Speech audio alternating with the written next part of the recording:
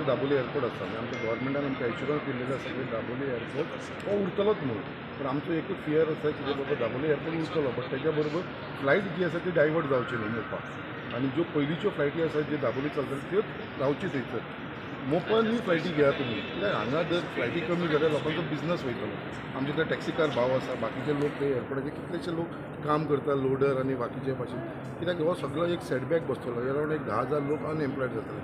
So गव्हर्मेंटान आमकां assurance दिल्लेलो आसा कित्याक आमी फ्लायट डायवर्ट करपा ना म्हणून ते आमचे सेंट्रल गव्हर्मेंटा कडेन उलयतले. आनी म्हाका पूर्ण खात्री आसा की हो एअरपोर्टाक कांयच कसलोच प्रॉब्लम ना, हो एअरपोर्ट चलतलो. बट फक्त आमचो एकूच फियर आसलो की फ्लायट डायवर्ट जावची न्हू, कित्याक थंयसर आमचे टॅक्सी कार भाव आसा.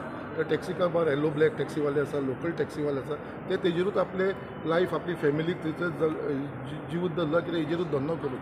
फाल्यां हो बंद जालो तेंची फॅमिली रस्त्यार येतली. सो तेज्या लागून आमकां तेंची फूल काळजी आसा आनी आमकां गव्हर्मेंटा कडून एश्युरन्स मेळिल्लें आसा की बाबा हो एअरपोर्ट उरतलो. आणि इलेक्ट्रिसिटीचे तुमचे ते तुमी काडलेले खंयची इलेक्ट्रिसिटी? चड बील येता? ना ना ना, ते हेचे DSS आसा.